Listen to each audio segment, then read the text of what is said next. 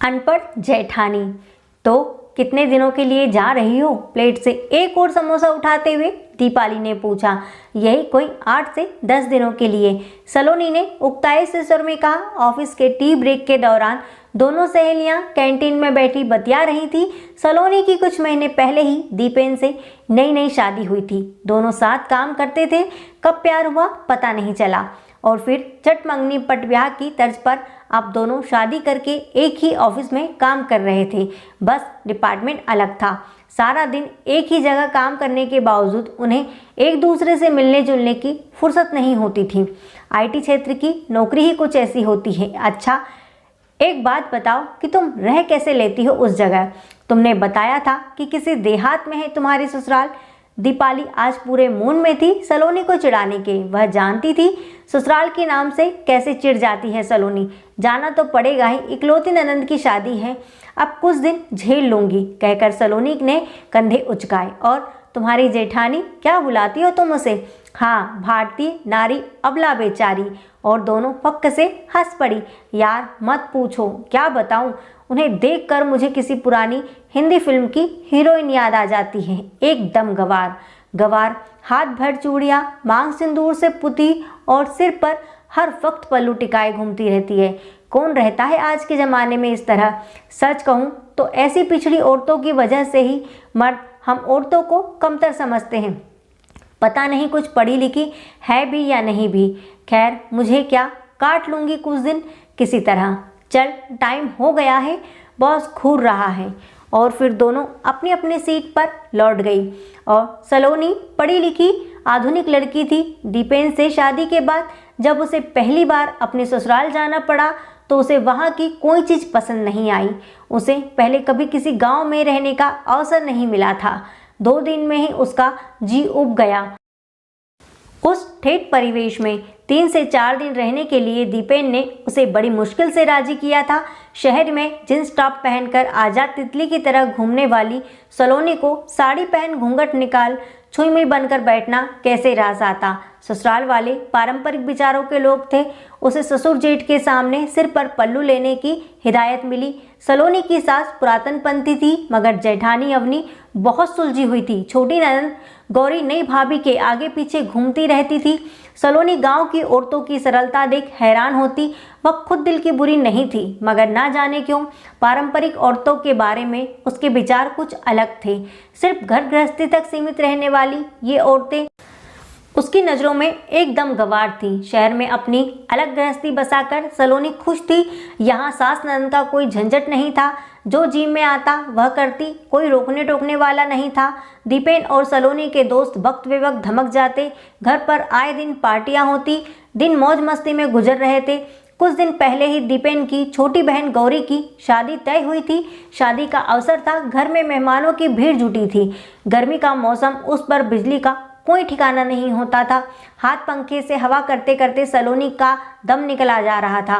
Air condition के वातावरण में रहने वाली सलोनी को सिर पर पल्लू रखना भारी लग रहा था। गांव के इन पुराने रीति रिवाजों से उसे कोफ्त होने लगी। एकांत मिलते ही सलोनी का गुस्सा फूट पड़ा। कहाँ ले आए तुम मुझे दीपेन, मुझसे नहीं रहा जाता ऐसी बिहड़ जगह में। ऊपर से सिर पर हर वक्त यह पल्लू रखो। इससे तो अच्छा होता कि मैं यहाँ आती ही नहीं। धीरे बोलो सलोनी, यार कुछ दिन एडजस्ट कर लो प्लीज़। गौरी की शादी के दूसरे ही दिन हम चले जाएंगे। दीपेन ने उसे आश्वस्त करने की कोशिश की। सलोनी ने बुरा सा मुंह बनाया। बस किसी तरह शादी निपट जाए तो उसकी जान छूटे। घर रिश्तेदारों से भरा था। इतने लोगों की जिम्मेदारी घर की बहुओं पर थी। सलोनी को रसोई के कामों का कोई तजर्बा नहीं था। घर के काम करना उसे हमेशा से है लगता था। अपने मायके में भी उसने कभी माँ का हाथ नहीं बटाया था।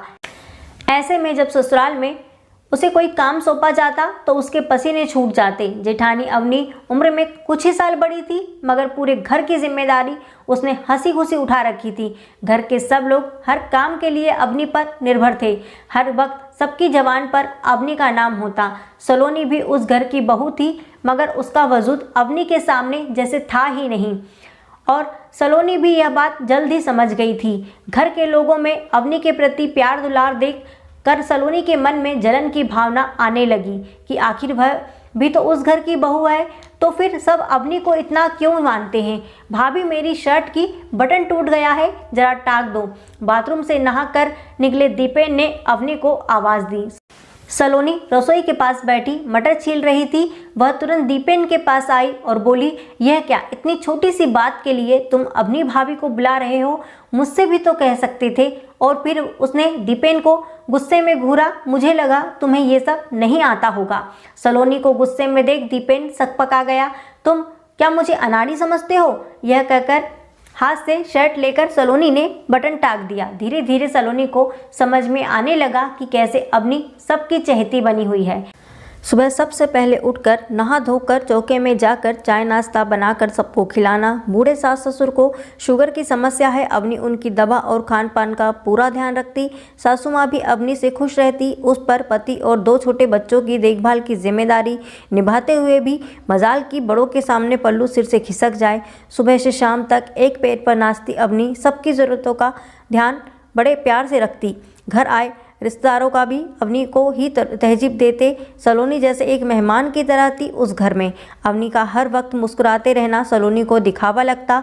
वह मन ही मन कुड़ने लगी थी अवनी से। घर में अपनी मौजूदगी दर्ज कराने के लिए अब सलोनी हर काम में घुस जाती थी, चाहे वह काम उसे आता हो या नहीं, और इस चक्कर में गड़बड़ कर बैठती, जिससे उसका मूड और ख़राब हो जाता। ठीक है, मुझे क्या, यह चूल्हा चौका इन गंवार औरतों को ही शोभा देता है। कभी कॉलेज की शक्ल भी नहीं देखी होगी शायद। 2 पैसे कमा कर दिखाए तब पता चले। सलोनी मन ही मन खुद को तसल्ली देती। उसे अपनी काबिलियत पर गुमान था। सलोनी के हाथ से अचार का बर्तन गिर कर टूट गया।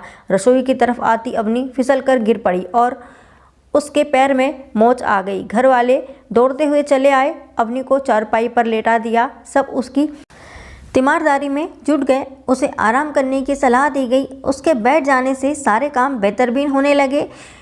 बड़ी बुआ ने सलोनी को रसोई के काम में लगा दिया। सलोनी इस काम में कोरा घड़ा थी। खाने में कोई ना कोई कमी रह जाती, सब नुक्स निकाल कर खाते। अवनी सलोनी की स्थिति समझती थी। वह पूरी कोशिश करती उसे हर काम सिखाने की, पर अभ्यास ना होने से जिन कामों में अवनी माहिर थी उन्हें करने में सलोनी को घंटों लगा देती। मंजली बुआ ने मीठे में फिरनी खाने की फरमाइश की तो सलोनी को फिरनी पकाने का हुक्म मिला। उसके पास इतना धैर्य कहाँ था कि खड़े खड़े कलछी घुमाती। तेज आंच में पकती फिरनी पूरी तरह से जल गई। अरे, कुछ आता भी है क्या तुम्हें? पहले कभी घर का काम नहीं किया क्या? सारे रिश्तेदारों के सामने मंजली बुआ ने सलोनी को आड़े हाथ लिया। मारे शर्म के सलोनी का मुंह लाल हो गया। उसे सच में नहीं आता था तो इसमें उसका क्या दोष था? बुआ जी, सलोनी ने ये सब कभी किया ही नहीं है पहले। वैसे भी वह नौकरी करती है, समय ही कहाँ मिलता है ये सब काम सीखने का इसे। आपके लिए फिरनी मैं फिर कभी बना दूंगी। अवनी ने सलोनी का रुआसा चेहरा देखा तो उसका मन पसीज गया। ननंद गौरी की शादी धूमधाम से निपट गई। रिश्तेदार भी एक एक कर चले गए। अब सिर्फ घर के लोग ही रह गए थे। अवनी के मधुर व्यवहार के कारण सलोनी उससे घुल मिल गई थी। अवनी उसके हर काम में मदद करती। 2 दिन बाद उन्हें लौटना था। दीपेन ने ट्रेन की टिकट बुक करा दिए। एक दिन दोपहर में सलोनी पुराना एल्बम देख रही थी। एक फ़ोटो में अवनी सिर पर काली टोपी लगाए काला चोगा पहनी थी। फ़ोटो शायद कॉलेज के दीक्षांत समारोह का था। उस फोटो को देखकर सलोनी ने दीपेन से पूछा, ये अवनी भाभी है ना? हाँ, यह फ़ोटो उनके कॉलेज का है। भैया के लिए जब उनका रिश्ता आया था तो यही फ़ोटो भेजा था उनके घर वालों ने। कितनी पढ़ी लिखी है अवनी भाभी? सलोनी हैरान थी। अवनी भाभी डबल MA है। वो तो नौकरी भी करती थी। उन्होंने PhD भी की हुई है। शादी के कुछ समय बाद माँ बीमार पड़ गई थी। बेचारी भाभी ने कोई कसर नहीं रखी थी उनकी तीमारदारी में। अपनी नौकरी तक छोड़ दी। अगर आज माँ ठीक है तो सिर्फ भाभी की वजह से। तुम जानती नहीं सलोनी, भाभी ने इस घर के लिए बहुत कुछ किया है। वे चाहती तो आराम से अपनी नौकरी कर सकती थी, मगर उन्होंने हमेशा अपने परिवार को प्राथमिकता दी। सलोनी जिस भाभी को निपट अनपढ़ समझ रही थी वह इतनी काबिल होगी इसका तो उसे अनुमान भी नहीं था। पूरे घर की धुरी बनकर परिवार संभालते हुए अवनी भाभी ने अपनी शिक्षा का घमंड दिखाकर कभी गृहस्थी के कामों को छोटा नहीं समझा था। सलोनी को अपनी सोच पर ग्लानि होने लगी। उसने आधुनिक कपड़ों और रहन सहन को ही शिक्षा का पैमाना माना था। अरे भाई, कहाँ हो तुम लोग? बिट्टू के स्कूल के प्रोग्राम में चलना नहीं है क्या? कहते हुए अपनी भाभी सलोनी के कमरे में आई। हाँ भाभी, बस अभी 2 मिनट में तैयार होते हैं, सलोनी और दीपेन हड़बड़ाते हुए बोले। बिट्टू को अपनी क्लास में बेस्ट स्टूडेंट का अवार्ड मिला है। हर विषय में वह अव्वल रहा था। उसे प्राइज़ देने के बाद प्रिंसिपल ने जब माँ बाप को स्टेज पर 2 शब्द कहने के लिए आमंत्रित किया तो सकचाते हुए बड़े भैया बोले, अवनी तुम जाओ, मुझे समझ नहीं आता कि क्या बोलना है। बड़े आत्मविश्वास के साथ माइक पकड़े अवनी भाभी ने अंग्रेजी में अभिभावकों की जिम्मेदारी पर जब शानदार स्पीच दी तो हॉल तालियों की गड़गड़ाहट से गूंज उठा। घर लौटने के बाद दीपेन से सलोनी ने कहा, सुनो, कुछ दिन और रुक जाते हैं यहाँ, लेकिन तुम्हारा तो मन ही नहीं लग रहा था, इसलिए तो इतनी जल्दी वापस जा रहे हैं। दीपेन हैरान होकर बोला, नहीं, अब मुझे यहाँ अच्छा लग रहा है, मुझे अपनी भाभी से बहुत कुछ सीखना है। सलोनी उसके कंधे पर सिर टिकाते हुए बोली, वहाँ तो यह बात है, फिर तो ठीक है, कुछ सीख जाओगी तो कम से कम जला खाना तो नहीं खाना पड़ेगा। दीपेन ने उसे छेड़ा और फिर दोनों हंस पड़े। अगर आपको ये कहानी अच्छी लगी तो please like, share and subscribe ज़रूर करें और ऐसी अच्छी अच्छी कहानियाँ सुनते रहें। वंदे मातरम, जय हिंद, जय भारत।